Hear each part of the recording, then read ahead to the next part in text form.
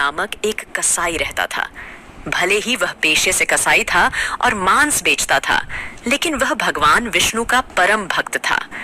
सदना के मन में सदा भगवान का नाम गूंजता रहता था और उसका दिन रात भगवान विष्णु के कीर्तन में ही व्यतीत होता था। सदना अक्सर गुनगुनाता, जय श्री हरि विष्णु, जय श्री हरि विष्णु। भैया 2 किलो मांस दे दो। अभी देता हूँ भैया, जय श्री हरि। उसकी धार्मिक प्रवृत्ति की चर्चा पूरे गांव में होती रहती थी। लोग कहते, देखो कैसा कसाई है, मांस बेचते हुए भी भगवान का नाम जपता है। मैं तो इसे वर्षों से ऐसे ही देख रहा हूँ। एक दिन सदना अपनी धुन में कहीं जा रहा था कि उसके पैर से एक काला गोल पत्थर टकराया। उसने पत्थर को उठाया और सोचा, अरे ये काले रंग का गोल पत्थर कैसा, इसे उठाकर रख लेता हूँ, ये पत्थर मांस तोलने के काम आ जाएगा। उसने पत्थर को अपनी दुकान में रख लिया और अगले दिन उससे मांस तोलने का विचार किया। अगले दिन एक ग्राहक आया और बोला, भैया 1 किलो मांस तोल दो। सदना ने पत्थर को तराजू में रखा और मांस तौल दिया। उसने खुद से कहा, इसका मतलब यह पत्थर 1 किलो वजन का है। फिर एक और ग्राहक आया और बोला, भैया जरा 2.5 किलो मांस देना। सदना ने वही पत्थर तराजू में रखा और देखा कि पत्थर 2.5 किलो का वजन दे रहा है। उसने हैरान होकर सोचा, यह क्या, यह पत्थर 2.5 किलो वजन का कैसे हो गया? सदना ने एक बार 5 किलो मांस रखकर देखा और पाया कि पत्थर हर बार सही वजन देता है। यह पत्थर कोई साधारण पत्थर नहीं है, यह तो कोई जादुई पत्थर है। जितना वजन तौलना होता था वह पत्थर उतने वजन का हो जाता था। धीरे धीरे यह बात फैलने लगी कि सदना कसाई के पास वजन करने वाला जादुई पत्थर है। उसकी दुकान पर भीड़ बढ़ने लगी और बिक्री भी।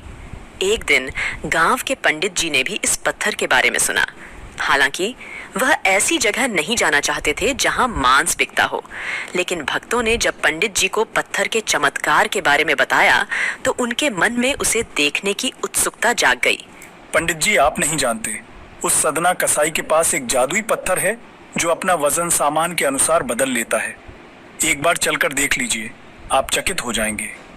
अब तो इतना जोर दे ही रहा है तो दूर से मैं और निकट नहीं जाऊंगा। पंडित जी भक्त के साथ सदना की दुकान के पास पहुंचे और दूर से खड़े होकर सदना को मांस तोलते देखने लगे। उन्होंने देखा कि कैसे पत्थर हर प्रकार के वजन को बराबर तौल रहा था। पंडित जी के शरीर के रोए खड़े हो गए। उन्होंने सोचा, यह कैसे हो सकता है, मुझे इस कसाई से बात करनी ही होगी। पंडित जी आप यहाँ, मुझ जैसे कसाई की दुकान पर, मैं आश्चर्यचकित हूँ। आइए कृपा करके यहाँ बैठिए, बताइए मैं आपकी क्या सेवा कर सकता हूँ। सदना, तुम्हारे इस चमत्कारिक पत्थर को देखने के लिए ही मैं तुम्हारी दुकान पर आया हूँ। तुम जिसे पत्थर समझकर मांस तोल रहे हो, वास्तव में वह शालिग्राम जी हैं, जो कि भगवान विष्णु का स्वरूप है। शालिग्राम जी को इस तरह गले कटे मांस के बीच में रखना और उनसे मांस तोलना बहुत बड़ा पाप है। सदना ने सिर झुकाकर कहा, पंडित जी फिर तो मैं बहुत बड़ा पाप कर रहा हूँ, मुझसे भूल हो गई श्री हरि, मुझे क्षमा करना, मैं आपके इस रूप को पहचान नहीं पाया। पंडित जी आप तो ब्राह्मण हैं, भगवान शालिग्राम के इस पत्थर की सेवा और पूजा आपसे बेहतर कोई नहीं कर सकता, कृपया इसे अपने पास रख लीजिए।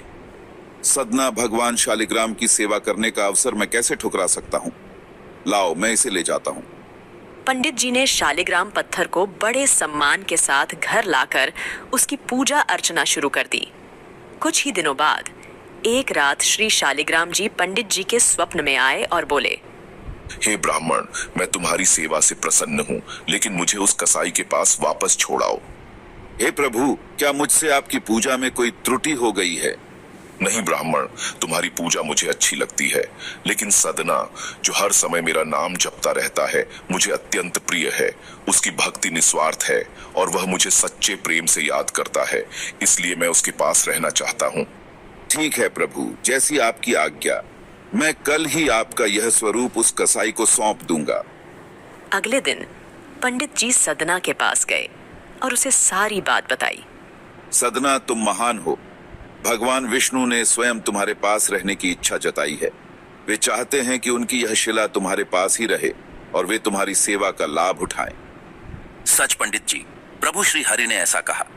यदि वे मेरे पास इस दुकान पर रह सकते हैं जहां मैं मांस बेचता हूं, तो मैं क्यों ना उनके लिए अपना सब कुछ छोड़कर उनकी भक्ति में लीन हो जाऊं। आज से मैं मांस बेचना छोड़ दूंगा और अपने श्री हरि विष्णु भगवान की भक्ति में लीन रहूंगा। पंडित जी ने श्री शालिग्राम जी को सदना को सौंप दिया। सदना की आंखों में आंसू आ गए और उसने मांस बेचने का काम छोड़ने का निश्चय किया। उसने सोचा, अगर मेरे ठाकुर को कीर्तन पसंद है तो मैं अधिक से अधिक समय नाम कीर्तन ही करूंगा। आगे चलकर सदना कसाई भगवान विष्णु के परम भक्त कहलाए